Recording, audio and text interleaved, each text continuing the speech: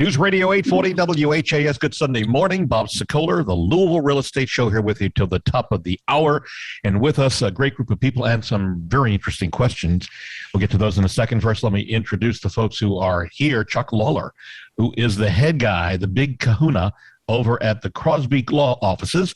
They do a great job with not only closings, but wills and a variety of other things. And as Chuck has said many times, if he doesn't do it, he knows who does do it. Did I get that right, Chuck? You got it. You got it. And you can reach Chuck and his team at 499-6360. Also here, Randy Rocky, who is the co-head of Swan Financial. They do an amazing job not only getting you pre-approved, but getting you closed. And you can reach Randy and his group at Swan at 6450736. Son Greg is not with us yet. He's trying to get to a location. And then you can reach me, Bob Sokoler, because we are continually trying to find folks to help them sell their homes. 376-5483. That's 376-5483. I'll tell you a personal story that happened this week recently and in just a little bit. First, some news interesting for all of us. Chuck, Randy, and everybody else. Goldman Sachs is saying home prices will continue to rise in 2022, another 16%. That's a national number, but that's unbelievable. Home prices currently up this year nationally 20% year over year. But according to a new Goldman Sachs market forecast, they may not have reached their peak yet. So anybody who is thinking about buying, get on soon. Anyone who's thinking about selling, well, you can wait, but the home you're going to buy is going to be higher priced. So just try to work that out, and we can help you work on that if you'd like. With supply and demand, do you guys, I mean, it's like anything in pretty much in life. If you don't have enough demand, enough supply, then it keeps rising until it kind of equals out. Do you guys agree, disagree with that? What's your thoughts on that? Mine is, you're exactly right. The supply is down and demand is up, prices go up. Chuck? Yep, absolutely.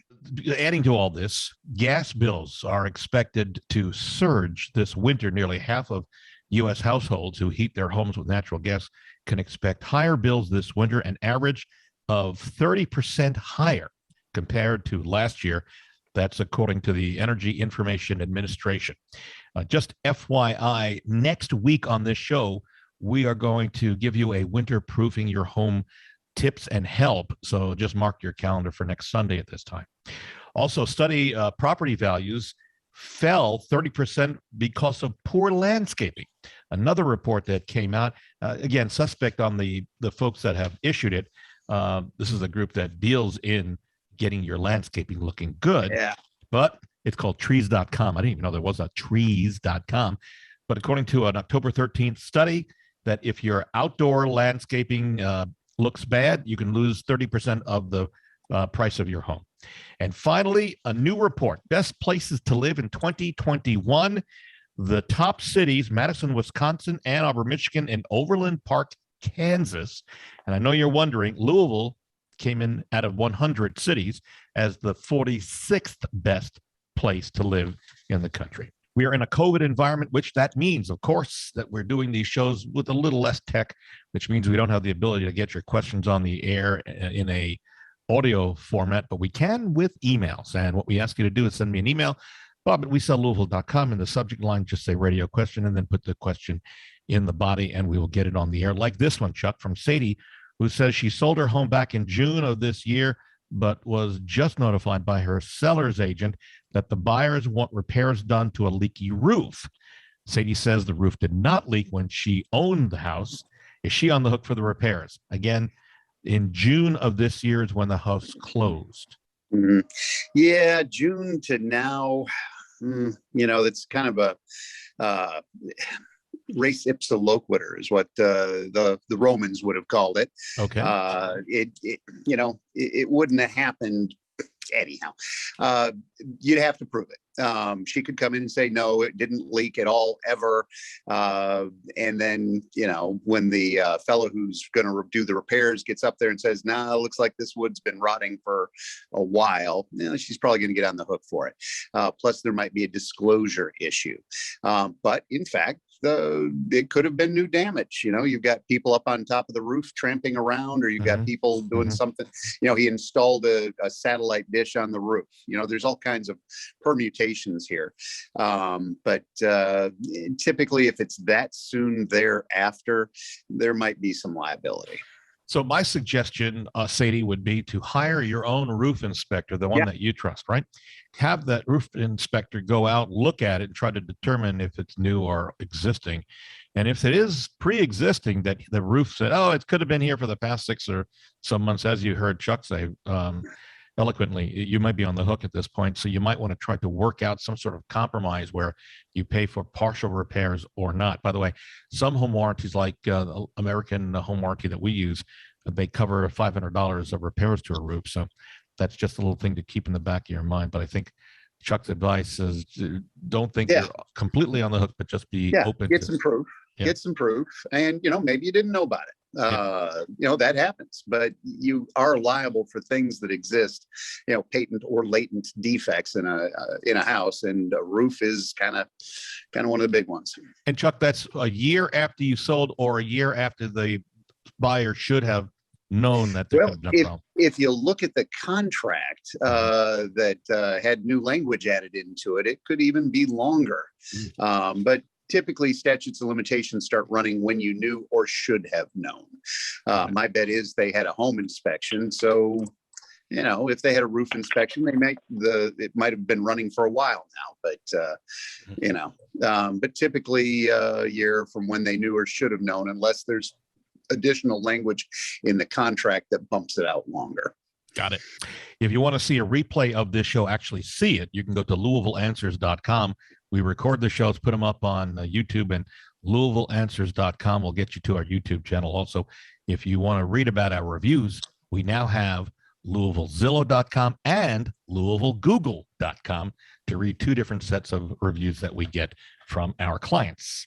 Back to the questions. This one's for Randy. And Coco is moving here from California and is considering buying a home. She's read that if she rents a home, the cost of rentals are surging as investors are buying up prospective rental homes. That's correct. So she wants to know, Randy, what's the minimum credit score that she will need to buy a home? Also, does she need a full-time job here in Louisville before she buys a home? And then there's a little bit more to that question, but let's take these as they come. 580 on the credit score. Really need to be at 620, but you can get them done at 580 with us. She needs to have a full-time job here. Part-time would have to be 2 years. She would have to be part-time for 2 years. The second part of her question is, if she makes $80,000 a year in a job that she would get here, has no other debt other than a car loan, how much of a house can she afford if she has $10,000 to put down? I know there's a lot of numbers there. We with the scenario of $10,000 down, we could do 3%. So we're looking at 200. By the way, Brandy is doing his about $300,000. $300,000. About $300,000. I was going to say he's doing his gazintas. And for any of you who ever watched the Beverly Hillbillies, you understand what I'm talking about. Thank you, Jethro. Chuck, back to you. Tony lives in a condo, and his next door neighbors have already started using their leaf blowers. By the way, there's an interesting story about leaf blowers. I'll tell you in a sec. He asks the neighbors, he's asked them to nicely stop using the leaf blower before 9 a.m. in the morning, but that has not helped. He wants to know, how can he keep peace with his neighbors while at the same time have some peace in his home? Yeah, if it's a condo, there's an HOA association. That's who you call. They're the bad guys.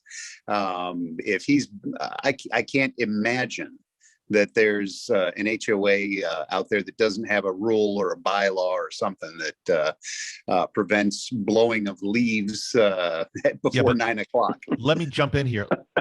Here's what I'm envisioning. He lives in a condo, but the person using the leaf blower lives on the other side of a fence where it's homes. So you see what I'm saying? The condos. Okay. So now what does he do? That's how I interpreted what he was asking. Yeah, not a whole lot he can do except go over and be nice. I mean, are you going to sue somebody for nuisance laws? I don't I don't know of any attorney that would take a case like that. Maybe there are, I don't know. But when you look at the cost effectiveness, you're going to spend thousands and thousands of dollars on a lawyer to possibly have somebody wait till the clock ticks 9 before he starts blowing his leaves. I don't see that as a viable issue, but that's, again, apple pie diplomacy. You walk over and you talk to them, human to human, and say, hey, I'd kind of like to get some sleep. Barring that, I wonder if there's not some sort of I don't know, foam you can put up over the windows at night or something. I don't know. All I can tell you is that in New York City, when Con Edison decides to, take up the sidewalk underneath your window, and they're going to work all night, there's just nothing you can do. Here, not really. I mean, if it was part of the HOA, you've got recourse there. HOA, that's what they're for. But if it's a neighbor that's not bound by those regulations, be nice. The other part of this is I had seen this, and I checked on this. There was a Wall Street Journal story just the past week or so that leaf blowers are evil because of the noise that they make, because they make so much noise. They are very loud. Do a Google search for Wall Street Journal and leaf blowers. Randy, this next question that came in via email to us is from Wally. He says that he just closed on his home this past week. He says it's a 30-year fixed mortgage, but he would like to pay it off sooner. If he sends in 1 or 2 extra payments each year for the mortgage, he says he would get the money from his tax return, which is how he'd make those extra payments. How much quicker could he pay off the loan? In that scenario, between 24 and 20 years, pay it off. So it'd be 6 to 10 years. Is that for every extra payment he's able to take 6 or so years? If you go to right, you're looking at about 5 to 6 years, right in that area for if you make an extra payment from basically year one. Okay. If you make an extra 2 payments, you're looking at, times that by 2. Got it. All right. We're going to take a break. A couple of quickie things to remember that if you want a free, no obligation booklet on how to sell your home faster and for more money, we've got hundreds of useful tips in that booklet. Simply send an email to me, bob@wesellouisville.com, and just say selling booklet in the subject line, and we'll send it out to you, again, free of charge, no obligation. And again, if you would like to see some of the video reviews we do with our sellers, you can head to LouisvilleSellersTalk.com. That's LouisvilleSellersTalk.com. Here with us till the top of the hour, we've got Randy Rocky, Swan Financial, 645-0736. Chuck Crosby, the Crosby Law Offices at 499-6360. And me, Bob Sokoler. You can reach me anytime, 376-5483. We are back in a moment on News Radio 840 WHAS. News Radio 840 WHAS, Bob Sokoler, the Louisville Real Estate Show, here with you until the top of the hour. With us, Chuck Crosby, the Crosby Law Offices. They do a great job closing the loan and wills and many other things at 499-6360. That's the number you can reach him at. Randy Rocky is with Swan Financial, and they do a great job closing and getting your loan to close, 645-0736. And you can reach me, Bob Sokoler, anytime, 376-5483. And thank you, Barbara Corcoran, so being so nice and a friend and a mentor. I'm going up to see her for a meeting at the beginning of December. So we are here. The time has come. The weather's changing, guys and ladies, and that means leaves are about to fall. And certainly many of us, Chuck, you don't have to worry about this because you're in a condo now, right? But, well, those leaves fall on my deck. So what I do is I bring out my leaf blower and blow them off. Hopefully not before 9 a.m. in the morning. Yeah. So some suggestions, things you may not have ever been taught. Yeah. So wait for the leaves to finish falling before you start doing any raking or blowing whatsoever. Consider your comfort. Raking is a dusty business, so homeowners should don a hat, long sleeve shirt, and long pants before beginning. Also smart to wear heavy-duty gloves to prevent blisters from forming on your hands. Using the right rake is important. Narrow spreads gather fewer leaves. So you want a wide spreading rake. Aim for about 30 inches if you're going out to buy. Look for one that also is labeled no clog. They have angled tines that won't pierce the leaves and create blockages. Rake with the wind. That makes a lot of sense. Rake in rows also makes a lot of sense. And save time and trouble with tarps. Bagging large piles of leaves is a time-consuming task. If you rake the leaves onto a large tarp, then tie the ends together, you can move those leaves rather quickly. Bag smaller piles. Invest in a yard vacuum. Now, that may seem overkill for Chuck on this deck, but I have to tell you, I bought one about a year and a half ago, and it's great. So instead of blowing, it sucks all the leaves and it churns them up, creates mulch out of them, puts them into a bag. Then I empty the bag either in a bag containers of leaf bags, or I dump them on my tomato garden and use it as mulch. And it works really well. Then turn it in and let it sit over the winter.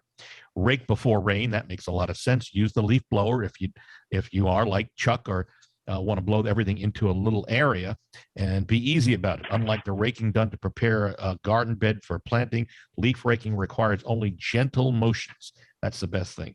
And there's also, did you guys ever hear of leaf scoops? You can buy these things, you put them on your hands, large claws, and they help you scoop everything into one trash bag or whatever it might be, and then try shoveling. I know you may not have ever heard of this, but you use a regular shovel that you would use for snow to help move leaves around into big piles. We've done that.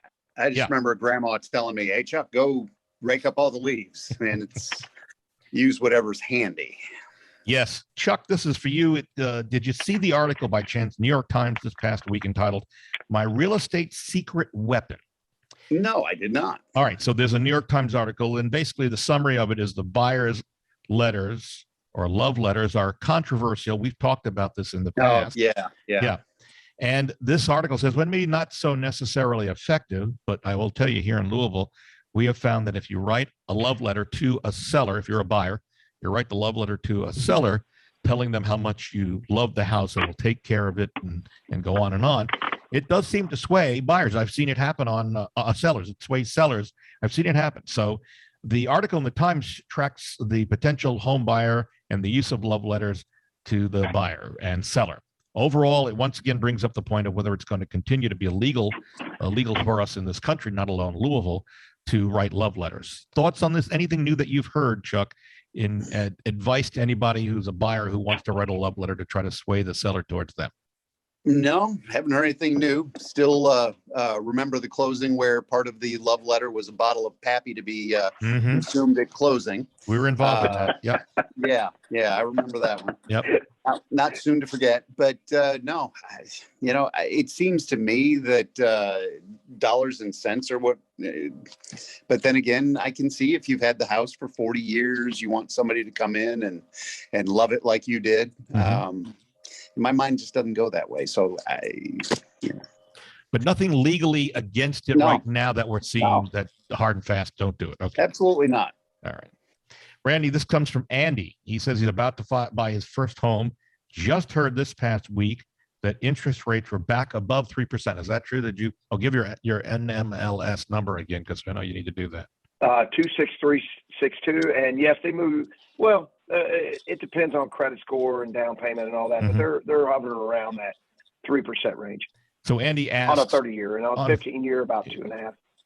He asks, what's the prediction for interest rates for the next couple of months and maybe even into next year? Have you seen anything about rates going up into mid threes? Again, Barry Aviv has not told us where he thinks the market's going at this point. My prediction is, but I've been saying this for quite a few years. They moved a little bit 2 years ago, but they have got to go up eventually. I mean, it just, supposedly the Feds is going to be interested in buying the bonds. So I would think they're going to move. You do. Up. Yeah, that's what's driving the market, is from buyers who are desperately looking to find homes, even during the winter, because they're worried that the interest rates are going to pop up higher. All right, Chuck, we move back to you. This one came in on via email. Raymond was online, and folks, listen to this and think about spreading the word on this, because this is important for everybody. Raymond was online, saw a home on the market for rent that looked very good. He went over to the house, looked at it from outside because the owner said that the owner, was out of town and did not have a key at the house. That should have been a red flag. Yeah. Raymond sent the owner the first and last month's deposit for the rent with the promise from the owner that he would be able to get a key to him in the next week as soon as the check cleared. And Raymond says it's now been a week and a half. He cannot get a hold of the owner. He's wondering, was he scammed? Yeah, I think probably. I mean, it's got all the earmarks. And I had a fellow calling today like that. It's like, if you've never met the seller, you can't verify that they really are the owners. They live in another state. Yeah. All you're doing is by email. That's just not good. One thing you can do that I found helpful is look at the tax records and see where the owner's at. Okay, because every owner's going to have their tax bill mailed to them. Nobody wants to not have that done. And if it says, here local, and the guy you're talking to is living in, Utah, that might give you a clue. Plus, there's plenty of sites where you can track down phone numbers for people. Just call them and say, hey, are you renting your house? Which is what we did one time. It was like $800,000 house, renting out for $1,500, somewhere in that range. I just looked up the owner's phone number and called them and said, hey, are you trying to rent your house? They said, we don't know what you're talking about. Yeah. It's like, I would also suggest on this, Raymond, we get a lot of calls from people who have got listings on the market, and there are scam artists out there continually. In fact, we did a story with Wave 3 about a year ago with regard to these scam artists that are out there. You need to do your due diligence. If you call any realtor, if they've got time, they'll be able to look it up and tell you if it's really legitimately up for rent or you're dealing with a scam. So one example of what we try to protect all of our clients, buyers and sellers, and we love hearing success stories. For example, Christy and her family, they were one of our clients, and they were moving to another part of the country, brings to mind, and they wanted to get as much money as quickly as possible. And so she had heard about myself and my team here on 840 WHAS and decided to go with us. And we really did perform better than she thought. We received at least 20 showings, 5 offers in a matter of days. And within 3 weeks with a cash offer, she was sold and on her way to the other part of the country. So she's thrilled, and we're thrilled for her. Those are the types of success stories we love hearing about and want to help everybody. Randy, this one is for you. Pam shopping for a mortgage company and is looking for some advice on what she should be asking in addition to what's the current mortgage rate. So what questions should a prospective buyer be asking mortgage companies as she's shopping? You really, they're, for the most part, 2 questions, because prepayment penalties are pretty much gone now. So it's interest rate and closing cost. And once you put those 2 things together, you'll be able to decide what is the best offer. Are there junk fees out there right now besides that she needs to look or work her way through and be aware of? Well, a great question, and that's part of the closing costs, Bob. Yes, there is. Okay. There are absolutely a lot of them. Yes. So do shop and meet with 2 or 3 mortgage company lenders, because that you could be able to at that point tell which one is the best for you. Finally, one more question. This is for Chuck. Brooke sent us an email, writes that she has a vacant home on the market in Las Vegas. A local brokerage out there is now allowing buyers to have direct access to the home by using that brokerage's app on their phone to unlock doors without anybody but the buyer going in. And she's wondering if this is a disaster in the making. If a buyer does do damage to her home, does she have any recourse against that buyer? I know this is a Las Vegas issue, but she lives here in Louisville. Yeah, I can't really answer questions about Nevada. Obviously, I'm only licensed in Kentucky. If this were in Kentucky, the thing I'd say is there somebody doing damage? Can they be held liable? If somebody damages it, yeah, they can be held liable. The question is, can you find them? Can you prove it? I suspect it's similar down there, but I really wouldn't have any way of knowing. What I would be worried about is, why are they letting people go in just off an app? That seems to be a recipe for disaster. It's a new trend, and it's being done in some 22 different markets. Home buyers Really? in 22 markets now are able to tour vacant homes with direct access without a real estate agent through a broker's direct access application. I also think it's a problem waiting to occur. That let me give you one suggestion. Yeah, go ahead. I was going to say, I'm just wondering what happens when, okay, you let me in. Yeah. I'm going to change all the locks and I'm just going to start living here. Yeah. So these basically are for vacant homes, just FYI. Yeah. So it's not. Yeah, I know. But I know. Here's a suggestion that and you're absolutely right, because they could change the locks. They can do a lot of things. Yeah, just change it. Yep. I think that's a problem. I would tell you, if you live out of town, find out, number one, to minimize your costs, find out from a neighbor if they have Wi-Fi access that they would share with you. It'd have to be a next door neighbor. And then purchase, or have a real estate agent purchase and then reimburse the agent for a Nest Cam that they could set up in the house, put somewhere, and that will, because they'll use the neighbor's Wi-Fi to be able to get the video to you, a picture live video, and then it will back up video as well. And that'll allow you to keep an eye at the house. And this goes, folks, whether you're renting or you live somewhere, you got multiple homes, these Nest cameras I just bought 3 more. They have a sale going for like $99 or thereabouts, pretty close, for these new Nest cams. And I've got them all over the house, and it's great security. So, I don't own stock in Nest, and they're owned by Google, but I'm just telling you, this is a possibility of things to do, what you need to think about. Okay, we are out of time. My thanks to Chuck Crosby, the Crosby Law Offices, 499-6360. Randy Rocky, Swan Financial, 645-0736. Thank you, guys. Well, my son Greg is not here because he's already working. We appreciate him. And you can reach me because we're constantly looking for people to help them sell their homes. And also, we've got buyers who work with buyers to help them buy homes. I work strictly with sellers to try to get their homes sold, and we are pretty successful. You can reach me at 376-5483. We are out of time. See you next Sunday on News Radio 840 WHAS.